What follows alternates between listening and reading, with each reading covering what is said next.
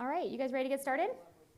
Today we're going to be discussing creating an accounting task list. All right, and then we do have, my name is Sina. I am a LiveRes product owner and technical support specialist, and we have Justin here as well, a LiveRes QA engineer. And then it looks like we have Dina, who is on her phone in the back, so I won't make her introduce herself. You probably already know her and have seen her in a couple of presentations already, so she'll be joining us as well. Love having her here because she can jump in at any point in time. All right, so today we're going to be covering creating an accounting task list.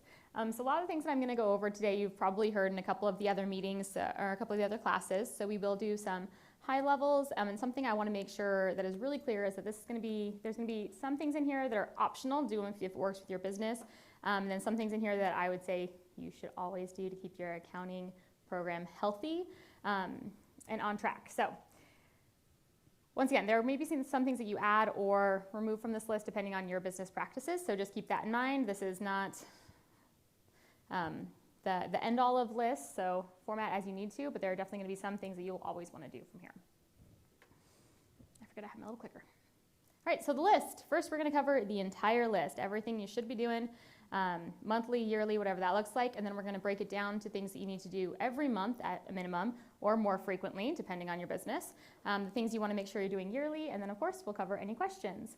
I do like if you guys have questions, feel free to raise your hand while we're going through the presentation. I would hate it if we made it all the way to the end and you forgot anything, so if you want to wait to the end, that's fine. Make sure you write down or raise your hand and we will cover them as we go also. All right.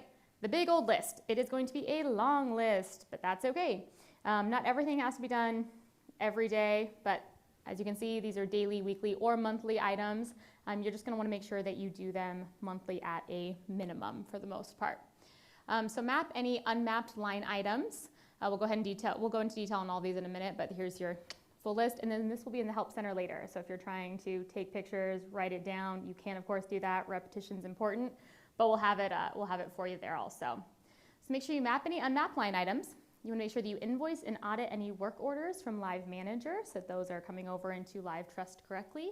I was actually just speaking with a partner yesterday who hadn't been doing an audit of their work orders, and there was a bunch of them that were manually invoiced, so they didn't get charged their owner, so they lost a little bit of money there. So you want to make sure that you're auditing those. You want to make sure to clear your queued checks.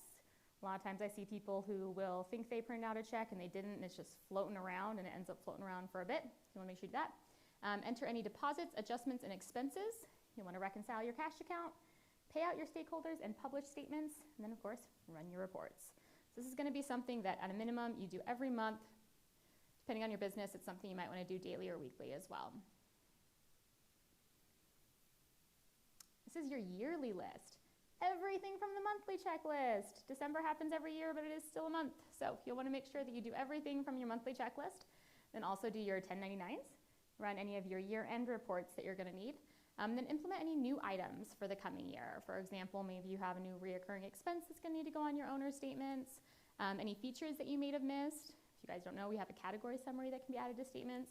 A lot of people are waiting to January to implement that, so you need that. Or maybe your business changed some things. You have an updated logo or anything like that. Make sure you get those added also. All right, we are going to go ahead and dive into each of the individual items now. So we will go ahead and start with mapping unmapped line items. So anytime an option is added in your LiveRes system, it's going to create a line item in Live Trust. That line item, until you map it appropriately, will just fall to a default, which will, if your default mapping hasn't been updated, will just go to your manager statement. So there's a couple different processes you can follow for this when it comes to your business and how you want to run that. The actual mapping of an unmapped line item, you're going to go to your revenue line items in Live Trust. You'll click on Create New. It's in the top right-hand corner. And then you will click on the Mapped to drop-down box and select the line item that you need to map appropriately. And then based on your business, map that as you need to. Maybe guest arrival, guest departure, maybe you recognize that item right on payment, however you feel it's appropriate. There's a couple different things you can do when it comes to knowing when to map a line item. I've seen a few different things, and it depends on the size of your business a lot of the time. The person who is mapping the line items may not necessarily be the person who is creating them. So 3 different things I think that I've seen is if a reservationist or somebody who's maybe in charge of adding in the options, right after they do that, they will actually notify the bookkeeper, accountant, whoever is doing the books and doing the mapping of the line item, that they have added a new line item. That I think is probably my preference because it gets mapped right away as opposed to waiting till the end of the month. Alternatively, if you are the person who is adding in the line item, I would suggest you also go in and map it right away. So that would be your second option. Either one, somebody adds it and they notify you. Two, you add it and then you make sure that you map it yourself.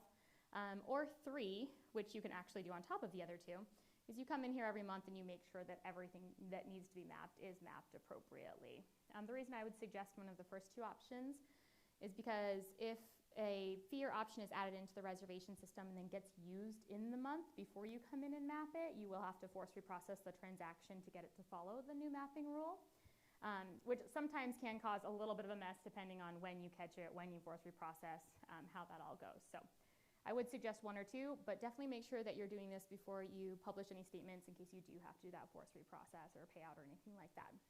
So look into that. Any questions on mapping unmapped line items or how they come over from the reservation system? All right. Invoice or audit your work orders. Like I was saying, if you use Live Manager, which, does everybody in here use Live Manager mixed? Yeah, a lot of Live Manager users? Great, okay. So in Live Manager itself, there is going to be an invoicing section, and there is an option to send it to Live Trust, which is close to the mark as manually invoiced option. So you'll want to make sure that anything that is supposed to be sent to Live Trust is sent to Live Trust, which you can do in the history section of Live Manager work orders. Depending on your Live Manager setup, you may have it automatically invoiced to Live Trust on completion.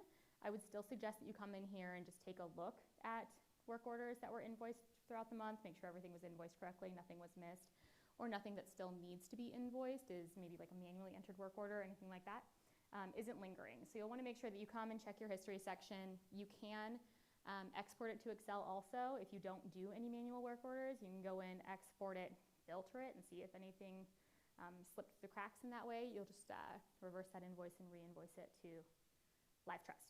So absolutely make sure that you do that pretty early on. This is something you can do at least every month, but you can do it more frequently also. Is everybody pretty familiar with invoicing from Live Manager? Great, awesome.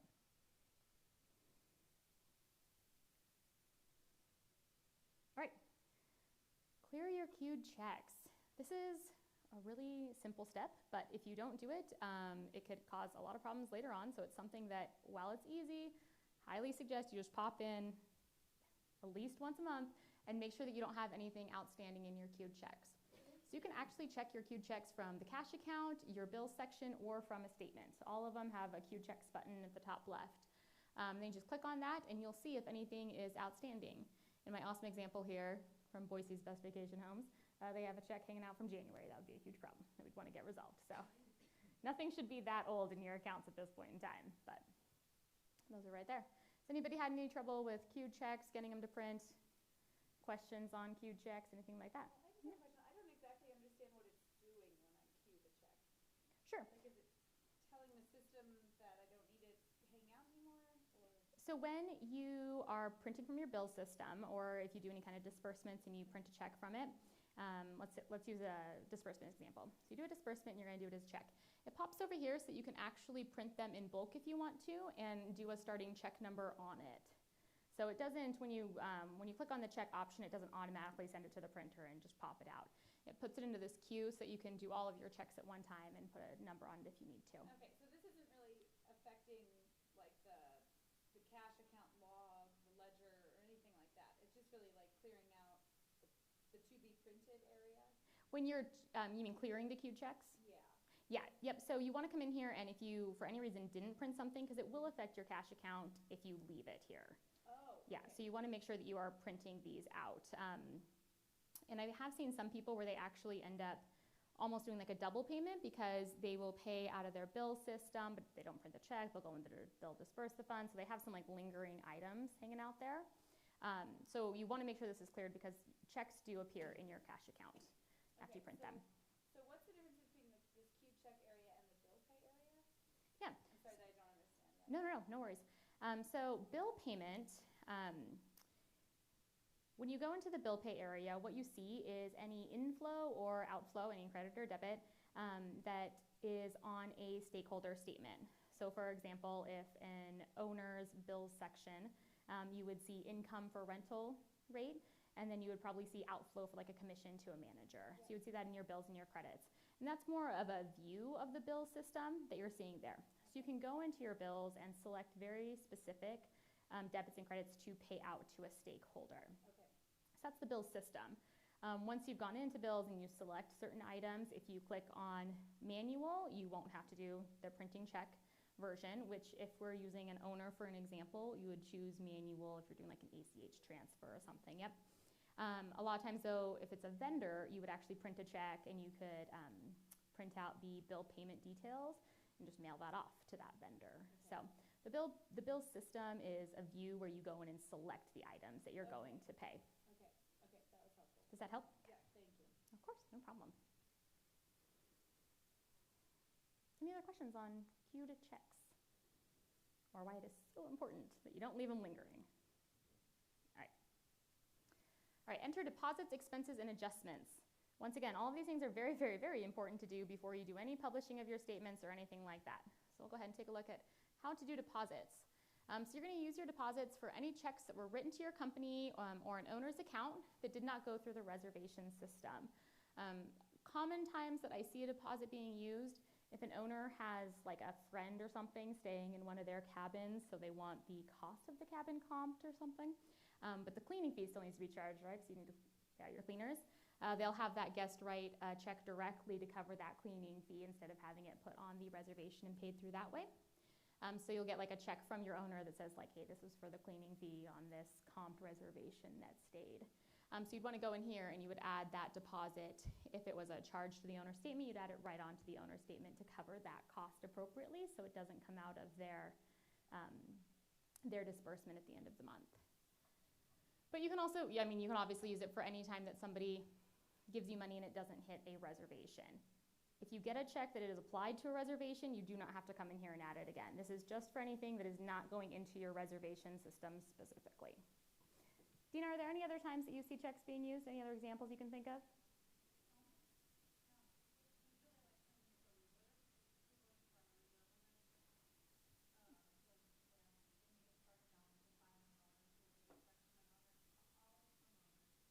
Yep, always from owners is when you see them. And that's a great point. Yeah, if you have a new owner coming into the system and you want to have a reserve account set up for them, they'll write you a check for it. You'd add it right in this way. Yeah. How much, now they left something in the cabin and you got to mail it to them, charge in the mail, charge them a little extra for work of mailing. How do you do that one? How often do you run into that scenario? Probably once every 3 months. Okay, so enough.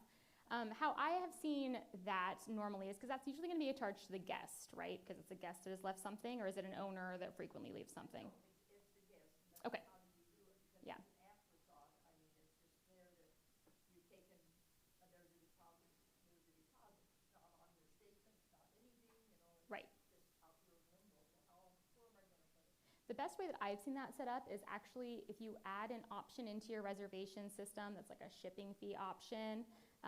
Yep. I've seen it like that, where you add it in there and then you can actually add anything onto a reservation even after they've left. So it's like a shipping fee option that's set up. You only utilize it in the case that somebody leaves something behind. So you can, you take the item to UPS, you get your receipt for however much it is, you go back into the reservation. I'm assuming the guest has called you at this point. Mhm. Absolutely, yep. And then put the charge in there. And then when you map that line item, you'll usually do that on payment, and it would go to, if it's something that goes right to the manager, maybe you have a vendor set up for that, but normally it would be something that you would map to the manager on payment.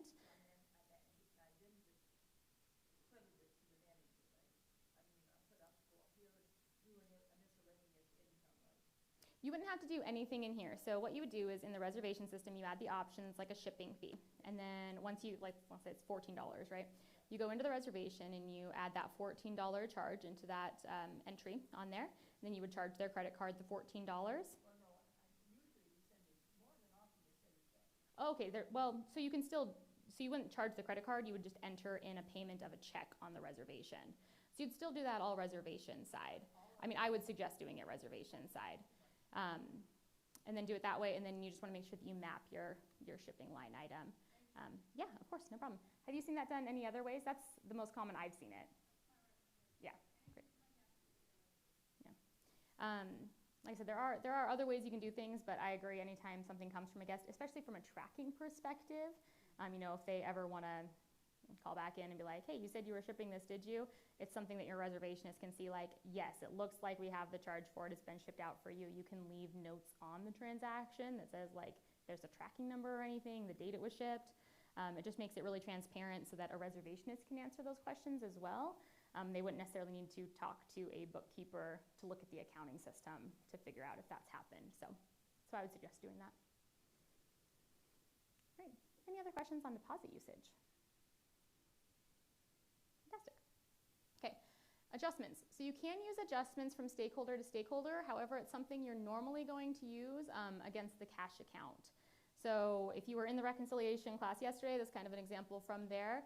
Interest income is something that you're going to use, hopefully frequently if you get some interest, on your bank statement. You'll do that every month. And you want to do that with an adjustment because it's the only way to have it hit the cash account. Expenses are from stakeholder to stakeholder for the most part. The only other time I see adjustments from stakeholder to stakeholder are going to be from like a primary owner to a secondary owner. If you do have those in your portfolio at all where two owners own one property, we'll see adjustments for that. Otherwise, adjustments are going to be for cash account items. Do you agree, Gina?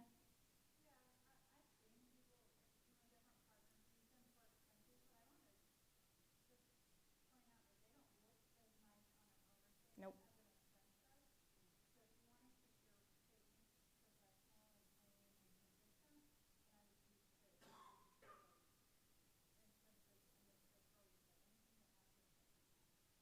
Yeah, it makes it look much more consistent. They are in different sections, like she was mentioning on the owner statement.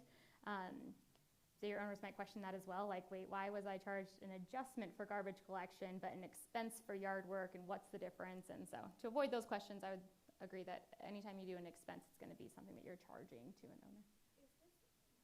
Is this also what we were talking about for yesterday with if a refund comes out of the operating account and then also doing the Airbnb refund? So when you have to affect your cash, so your Airbnb refund comes out of your operating account, your Amex refund comes out of your operating account, just being issued sometimes, then in Black Trust, you're going to have a refund that you have to reimburse to yourself. At that point, you have to affect your cash because you're going to want to offset that. I guess it's a little bit complicated, but yes, that is time you need to do an adjustment. You have to reimburse yourself for that. Okay, thank you. I was just making sure that I was in the right. Okay. If you post an internal credit to reservation, you're going to have to post an adjustment. Oh, yeah, okay, that's good. Because you're, by posting an internal credit, you're saying that somebody, one of your stakeholders is going to pay for that, and you're increasing your cash account. You need to decrease your cash account with an adjustment to offset that. Love that you said that because that's the exact same thing that I said yesterday. If you use an internal credit, you should be using an adjustment. Yeah, so the repetition is key.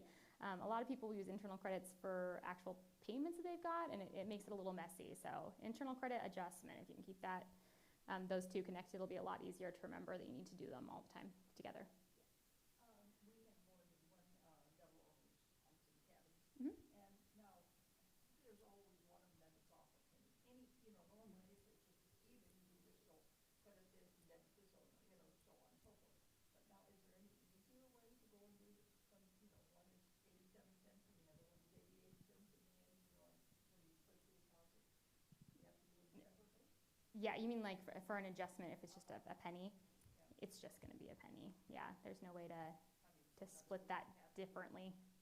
Credit the owner and then do manager on, on the debit or credit, and so you have to do two transactions, right? So you can't just do it in one when there's a penny off. So do you have it, let me make sure I understand your situation. Are you having it go to one owner's statement and then you're doing an adjustment from that owner to the other? Yes, that's the way it goes. Okay. And my dredge, and everything goes into the one cabin. Mm-hmm. And then I have to go in and put it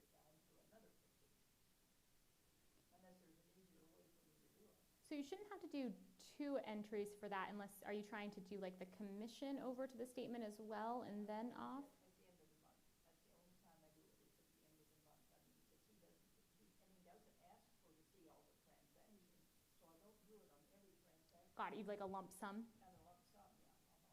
Praise the Lord. That is nice. Yeah, if you're doing a lump sum, you should still only be able to do 1 entry. What are you doing the 2 entries for? If it's even, I just go and put the owner, debit this owner and credit this owner. Mm-hmm. But otherwise, I mean, when there's a penny off, I have to go and do, credit or debit this owner, and debit the manager, then go in and credit the other owner. To get a penny from the manager. To make it a completely even split. Yeah. My husband, I swear that we just arm wrestle for the penny. Fight over it. Yeah. Then my whole payroll is going to be off a penny, and I'm a person that nothing can be off. I agree. It has to balance to the penny. If you're trying to make it so that each owner gets the exact same amount of a split when it's an odd cent that it ends in, yeah, and you are going to do a penny from the manager to that account, you would need to do it that way, yeah. So however you decide to do that, whether it's the manager to the original owner and then a whole split over, yeah. Unfortunately, those pennies, there's no other way to split those, yep. At least no clean way to split them, except for an arm wrestle, it sounds like, might be a way to resolve that, but nope, you would have to do 2 if you're trying to get those exact. Any other questions on adjustments, when to use them? Any examples anybody has in mind that they're not sure of? All right. Expenses. So kind of like we were just discussing, expenses are going to be used when you are charging a stakeholder and it's going to another stakeholder. Expenses do not affect your cash account. So if you see something on your bank statement and you're trying to get in your cash account and you keep using an expense and can't figure out why, it's because you cannot impact your cash account with an expense, so that will not work. So some examples of expenses that you might be entering is like a garbage collection fee, HOA fees, since they're not usually a monthly reoccurring sometimes, those are like every year, it's something you might put in yearly for an HOA fee.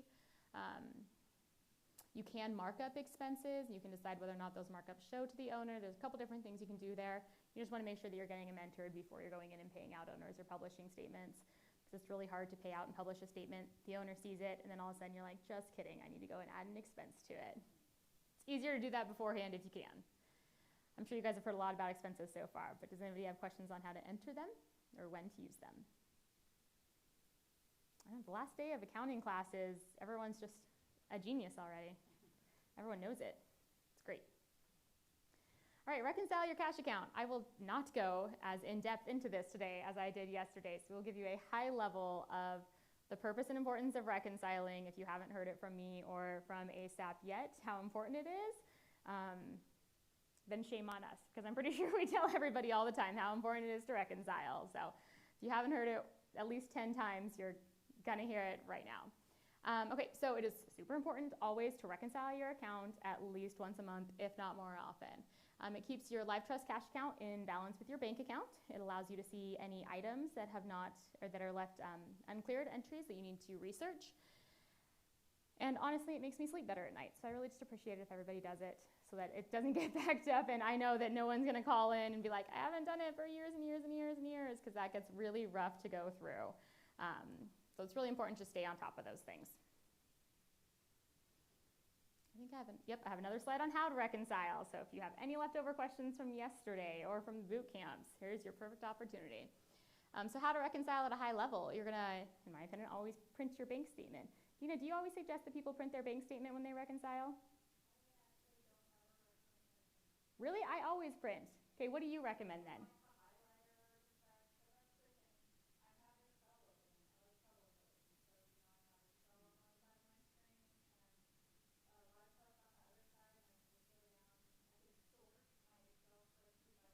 There you go.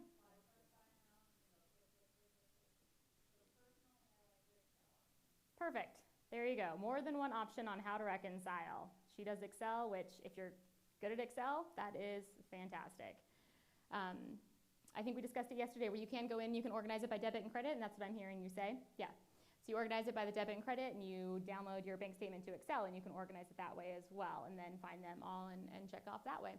So there you go, print or download your bank statement. I will even update my slides for that recommendation. Once you've done that, you're gonna go ahead and group your deposits from your credit card processors and OTAs before you get started, and then you wanna enter any of adjustments or deposits like we just covered, and then you wanna go ahead and reconcile your account. So you're going to match anything in your Live Trust cash account with anything that happened on your bank statement. Apples to apples, oranges to oranges, until you get your $0 difference. All right, once you have reconciled and it's beautiful, you wanna go in, you wanna check any of your uncleared items. So any uncleared items or entries that are in Live Trust, but they're not on your bank statement for any reason.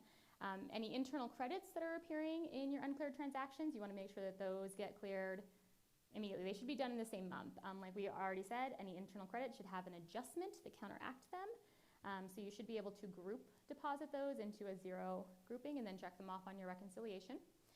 Deposits and refunds that come from a credit card processor, those should clear by the next reconciliation, as long as you're doing your reconciliations monthly. So an example of that, of an uncleared entry that you would see from a credit card processor that might not clear yet, would be if it comes in on like the 30th or 31st, last few days of the month, they may not clear until the following month.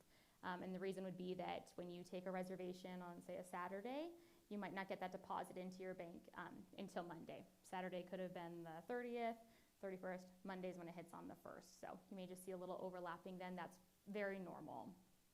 And then any checks that are left uncleared, you wanna make sure that those clear within 90 days. So within, if you're doing a monthly reconciliation, within the next few months, those should clear. Or you're gonna wanna research those, reach out to those vendors, make sure they got them. Do any adjustments if you need to. If they're like, no, I never got that check, can you reprint it? You need to go in and adjust for that appropriately in Live Trust. Did a lot of uncleared items yesterday, and I'm assuming you guys did a lot of uncleared discussion in boot camps. We did talk about uncleared transactions, yeah. I do want to just point out too, also, if you have a guest, I don't know. There you go, yeah. If you have a guest that moves from one reservation to another and you do a refund and a payment, those will likely show up on your uncleared because there's not actually money moving in your bank account. And so you could just select both when you're reconciling so that, you know, you don't clog up your uncleared transaction list. That's a great example, yep. I actually see that a lot. Yes, you just wanna make sure that when you're doing that it is actually for the same transaction. Yeah, anytime you see two amounts, don't just check them off. Make sure it's for the same transaction and that it wasn't something that hit your bank account because of the example that was given where, you know, you're moving them from one home to another, and so you're refunding one transaction but adding a payment that already was taken onto another transaction. Usually you'll do that like an other payment type. And you'd see that in your cash account as like another payment type also. Yep, so you'd group that refund and the other payment type. And if you didn't clear those during the reconciliation, they're usually pretty easy to spot when you come to your uncleared items because you do see those. Ideally, they'll be right next to each other because you do it all in the same day, yeah. So Sina, if that happens, then group them together so the next month you'll have a $0 transaction and you'll remember just to click it off. Yep. That actually happens to us more often than it used to. Yeah. And if it comes through a next pack, we can't just change it from one property to another. If it's a direct booking, it's very easy to change the property and the money flows and it's really easy. But with next packs or maybe Airbnb, you can't always Do that. Yeah, so you end up having to fake a refund and fake a payment and match it all up. Correct. But you see that a lot. I do. Yeah. A lot of fake money in reconciliation, but as long as you know where it goes. Yeah, if you guys have any examples just like that, perfect to share them because I'm sure other people are gonna run into the same scenario. So I appreciate that, thank you. Yep, and then as Dina mentioned, when you have those $0 group deposits, whether they be from an internal credit and adjustment or a transaction where you refunded and added a payment, another payment type, you can just check those off on your next reconciliation when you go in to complete it. You should see them all as zeros. Questions on uncleared items? Can I just ask you one question? Of course, yeah. So when you're saying that you're moving a reservation but you can't remove it in the next pack, the payment type that you're using on a reservation that you're moving it to, are you using payment type other? Like non-internal credit? Usually. Right, so you're like manually refunding $100 in one, and then you're doing payment type other on the structure they moved to.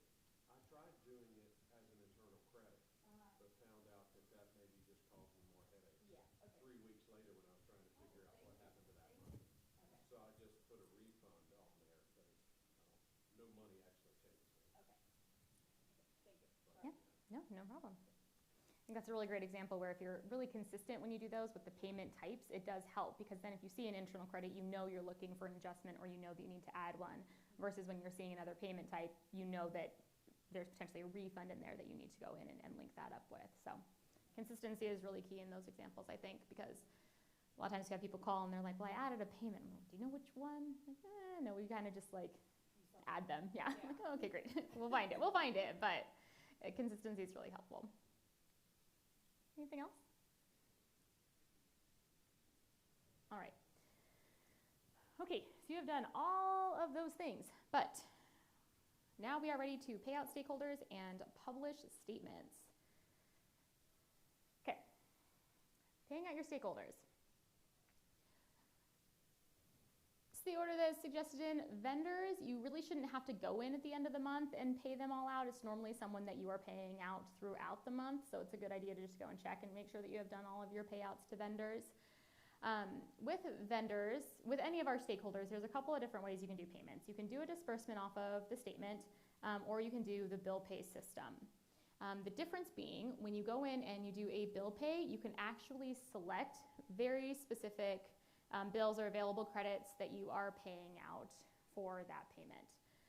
If you do a disbursement, it's just kind of saying like all of these entries are on a statement and it lump sums to $5,000, and that's how much we're giving this person. It doesn't link back specifically to anything. So when it comes to vendors, I always suggest using the bill pay system. Would you say the same for vendors? Yep, always use bill pay for vendors. And a really great thing about that is that you can actually go in and print off a payment. So if you can see on there, there's that payments option at the top. If you print out a check to them and you want to attach something that says like, hey, this is what is specifically what we're paying you for, you can actually print out those payment details and send it all to them. It eliminates probably a lot of questions that come from your vendors. So I always suggest bill pay for vendors. And then after you've made sure your vendors are all taken care of, you're going to want to pay out your owners, your manager, and your tax authority. I have seen a lot of people do disbursements for owners or disbursements for their manager if they take funds from their manager account throughout the month, and then normally bill payment for tax authorities.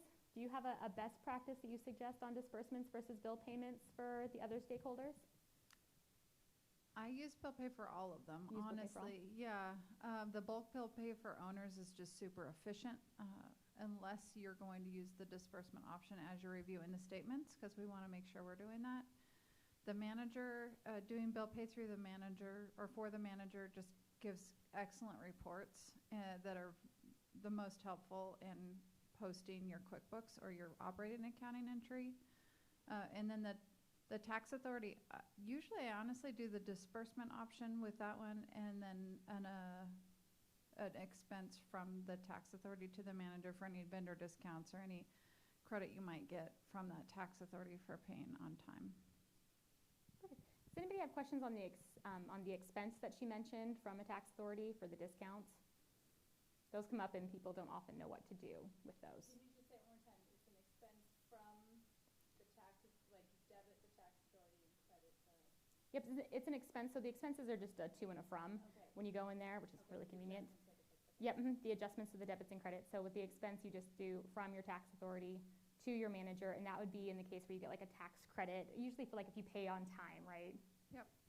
Apparently, a lot of people pay late, so. You just, I'm just focusing on that 5% credit, because from, how do I put that over to the manager, just give that a credit to the manager? Yep, so you'll go in and you'll add an expense from the tax authority, whichever one it is that you're getting the credit from, and you'll add an expense and you'll credit that to the manager account. Yep. So it'll go from tax authority to manager. To, one of the counties, that I am an expense to that county, Mhm. and then do a credit for automatically, right? Yes, so on the, when you go in and add an expense, let me see if I can actually just pop back to that screenshot. There you go. So when you go in, you add an expense, there's a from and a to field. So you would do from and then select the tax authority that you're getting the credit from. And then in the to field, it would be to your manager account. Yep, so if you're getting a credit, you would do that. Paying on time. I got a little question about that. In like the from line there where it has property,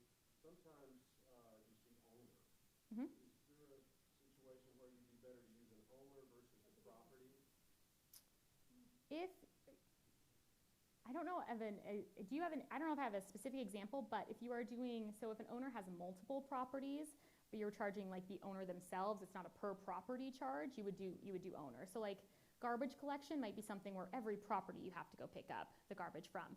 But maybe you do like a yearly owner fee for more of a like administration work, so you're not charging them for each property, you're charging just the owner for something.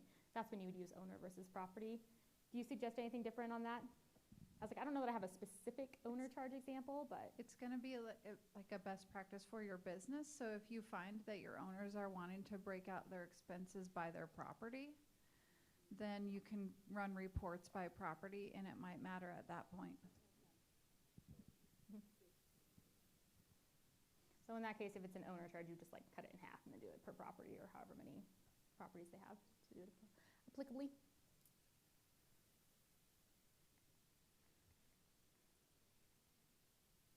Yes, this is where we're. Okay. If you're not using the bill pay system regularly, but you are doing disbursements, I think it's best to at least once a year go out and pay out all of your bills to keep it clean. Would you say more often than that? I would say at least yearly. Yeah, and that will just end up being a $0 bill Right. payment because you have your disbursements on the credit side. But yeah, it does keep your bill pay clean for all of your stakeholders if you do that. Yep. I probably would want to do it more often than yearly, but at least once a year is a good practice. So like she was saying, if you go in and you disperse from your statement, you're going to see that there's going to be the disbursement itself will populate in the bill pay system. So when you go and select all of those bills, you absolutely want to make sure that disbursement is included in there, and then you'll just have a zero if that's the balance on the stakeholder statement as well. So So if you're not clearing out your bill pay, can you still reconcile? yes. Okay. Yep. Clearing out your bill payment, the only time where that's going to impact your cash account is if you're actually making a payment of a value on there. So if you're going in and you're selecting more bills than credits, then you're going to have a positive amount, and then you'll need to actually do manual bill payment or a check, and then that will impact your cash account. If you're dispersing from statements, so it's like a $500 disbursement of income for that month, the $500 disbursement will be in your bills that will offset them. It'll offset your income and your outflow. So it'll just zero out, and that won't impact your cash account. It'll just be a zero, so you won't see that. So yeah, you can still reconcile if you're not using bill payment. So I've been paying out my owners with the disbursement. Mhm. But I wasn't aware that it was doing anything with the bill pay. So I actually need to go in there and clear those out. I didn't know that there was Yeah, I would suggest it. Once again, if you've been doing disbursements, there's nothing wrong with doing it that way. You're not like breaking anything. It just helps to clear out the bill pay as well because it just keeps it clean and clear. So if you do a disbursement, you'll see when you come in here, this will all be income. Just make sure that you go to the credits tab and actually select that. So I have seen before where people will process a disbursement and then they go to clear out the bills, but they only select the bills tab. They don't select anything in the credits, and then they double pay. So you just want to make sure that you are selecting from both tabs and that you have that zero balance that you're expecting. It'll be a zero up in that total. So I've always used the bill pay for vendors Mhm. and then for managers. That's how I paid the manager, for the management company. So there will be a tab for each of the owners also there? Yep. So it'll show kind of like, I'm trying not to be right in front of the screen. So it'll show just like here. In this example, it's vendors at the top. There's a drop down, so you just change that to owners. There's one for tax authorities as well. So you just go and you change it to owners, and you'll have all of your owners listed there. And you can go and do it. You can also use the bulk pay if you want to, which is that little button at the top up there. If you go in and select bulk pay, you can filter by stakeholder types. You can filter just by your owners, and it'll populate that list. And then you can pick a through date. So you want to make sure that you put in a through date of the end of a month that you're clearing out through. And you can just do one big payment from there. I pay them all through ACH. I mean, can't I just do the one big lump sum from the one account to the other account? I don't have to do them individually, do I? When you're paying out an owner, when you're transferring, can you give me a little bit more detail?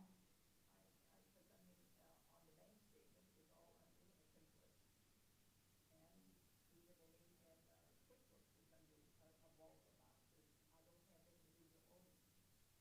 Not as familiar with ACH. You're pretty familiar with ACH? So I didn't hear her question, though. I could guess what her question is, but can you repeat it? Go ahead. I pay my owners, from the bank account under a template that's just called a template, the owner payout. And, that then I have to balance with what I have in my Excel sheet as to what I am paying the owners.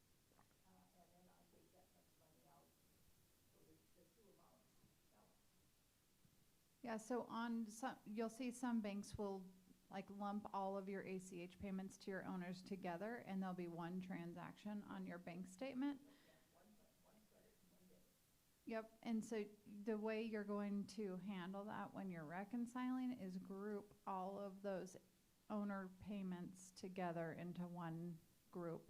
I don't have them any place, except on an Excel sheet. So when you're paying them out, are you doing the disbursements in Live Trust as well? Is that how you're getting the amounts that you've paid to them?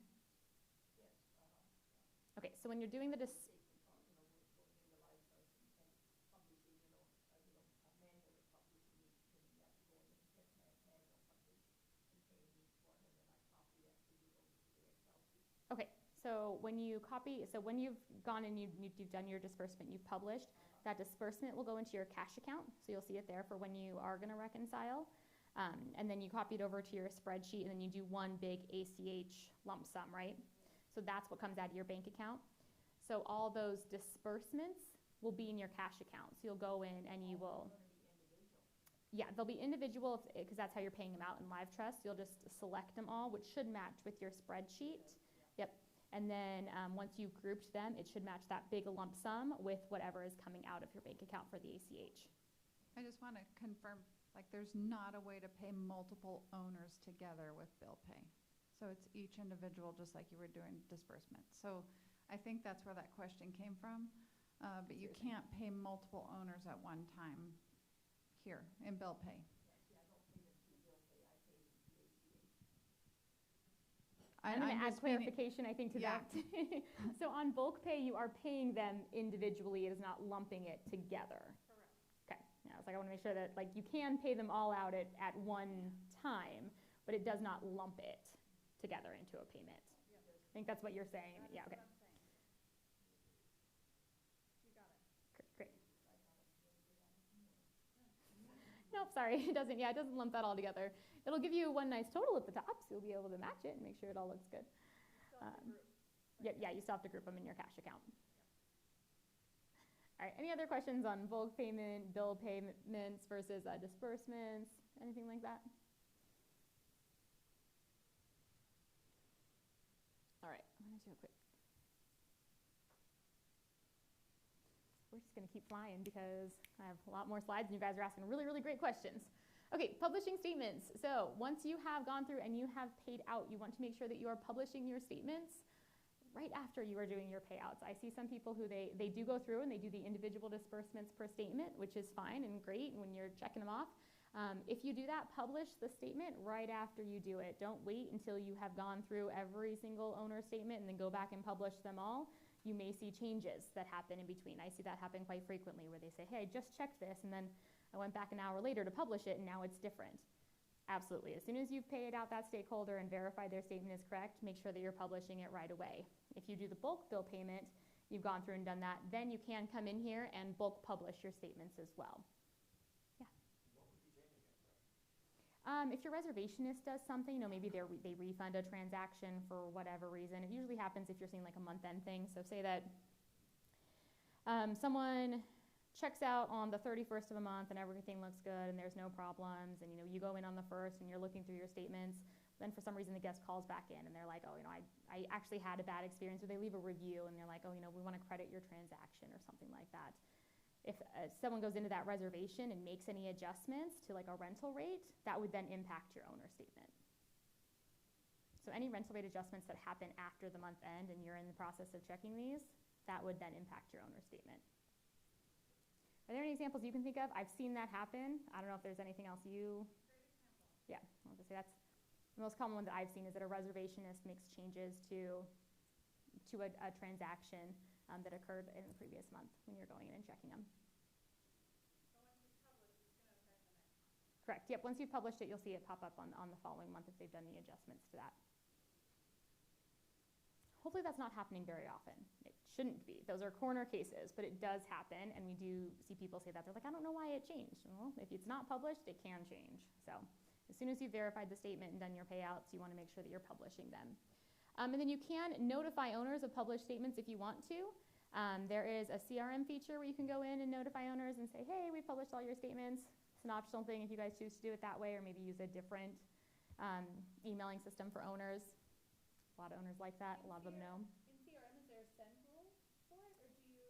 It's not a send rule. It's something that you go in and manually send out. Okay. Mhm. Okay, got it. Yep. And if you want more information on the CRM and how to do that, I will include it with this presentation when we post it, so you can have that information too. I have the link in here to make sure that I include that for you guys. Thank you. All right. Then you're going to go in and run all of your reports. So all that stuff is done, and you are ready to run. Okay, at a minimum, I would say you want to do your balance sheet every month to make sure that you know all of your accounts have positive balances.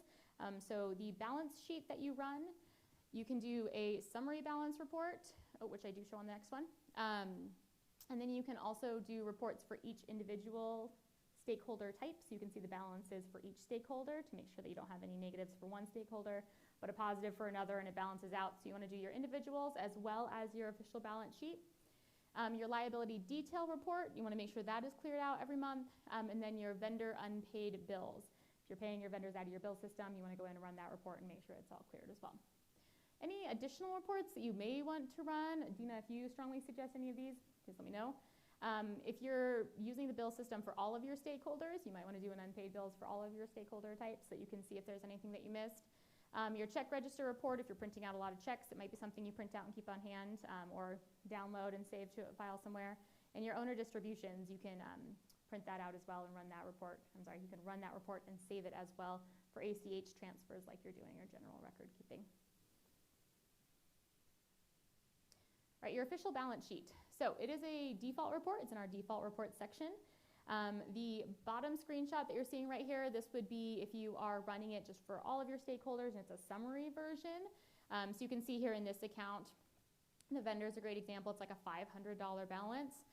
Then if you go in and you run the balance report for each individual stakeholder for each stakeholder at an account level, you'll see this above breakdown. So you see where it says vendor, and then each vendor amount balance is in there as well. This is really important to do, because you could see how on the balance sheet you could have a $0 balance, but one vendor could have a negative 500 and one could have a positive 500, and you're still going to get a $0 balance. So it's really important to run the individual reports for each stakeholder type as well. If you do have any negatives, you need to make sure that you can explain why something is negative. Maybe an owner had an HVAC system go out or something, and there's a really large charge to their owner statement, but they're carrying a negative balance over from one month to another. You should be able to explain those. You shouldn't have any negative stakeholder balances, and you're just like, not sure, we're going to let it slide. You want to make sure that those are at least 0 or positive. Anything you want to add on that, Dina? Awesome. Any questions on the balance sheets before I move on? I think when it comes to stakeholders, specifically the owners, I'd like to run a report that shows me their reserve balances, because sometimes you have one or two that dip into a negative because of a $50 trash bill. Mm-hmm. And you just really want to be able to look out, because we have a few slow months. So this time of year, we're building the reserves so they can cover the trash in January, February, March when their homes are traditionally vacant, even though they still have bills. So we don't have a report right now that just says, like, this is how much is in the reserve account. Do you know what kind of statement setup you have? Do you have setups that each property has a statement? He has a cash-based You statement. have cash-based, so each property has a statement too, yeah. Each owner has a statement, but if they have multiple properties, they're on the same statement. So you have, He's in North Carolina. nice.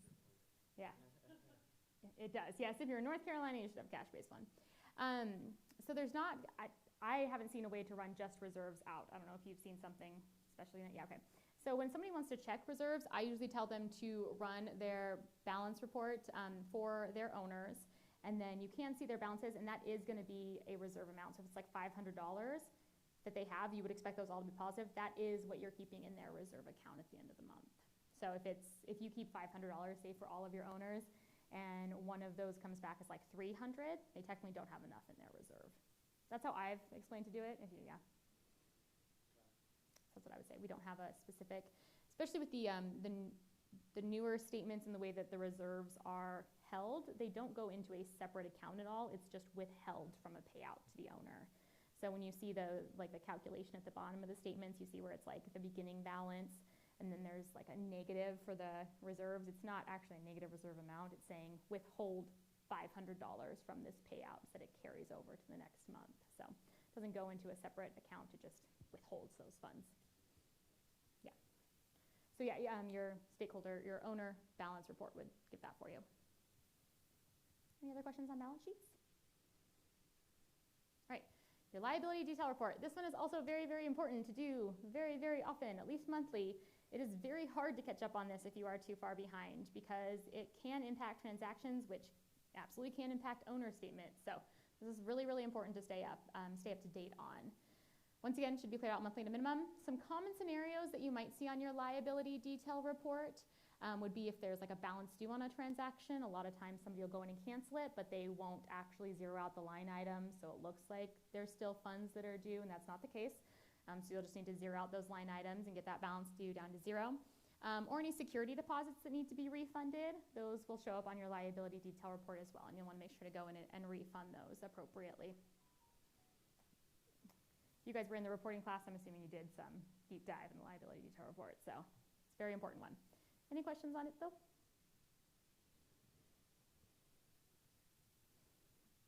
All right, your vendor unpaid bills is super important. There we go. Wait, got it. Okay. We'll go that right back into place. I'm sorry, you guys. We are going to run out of time here, so I'm going to go really fast. Okay, your vendor unpaid bills. It is so shaky.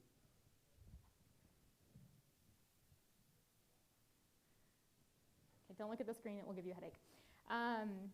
If you are using the bill system, which you really should be for vendors, you want to go in and run your vendor unpaid bills report. It runs for all vendors at once. You can see anything that is left over that still needs to be paid out to your vendors. You can also just go into your bill system and look at each one, but it is much more convenient to run a report like this. This is also something that you can run for each stakeholder that you're using the bill system for, just to make sure that all of those are paid out every month or as frequently as you need. And this is also a default report. So when you go to your report section, you should see default reports and it'll say vendor unpaid bills.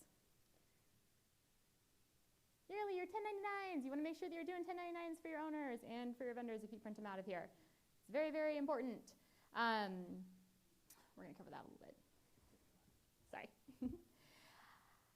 So your 1099s, you want to make sure that you do them after your monthly list. So make sure that you go in, you've paid everybody out, and you have all of that done. Because if you go in, you run in 1099s before you've actually completely closed out for the month, you might see some changes, and you really want to avoid, thank you. You want to avoid having to do 1099s more than once. I promise you, it is. I would say it's not really fun to do it one time, so having to do it more than once, not great. Make sure that you do all of your monthly items first, and then you're going to run your 1099s for the full year. So there's a date filter, it automatically defaults for the full year. Just make sure you leave that there. And then you can actually run an inflow report to match. So something important to remember about your 1099s is that's going to report your gross income. So when you go to do a matching report for it, you should be running an inflow report for that individual stakeholder. And you can see here, you have the gross income at the top on your 1099, then your total inflows should match for that stakeholder also.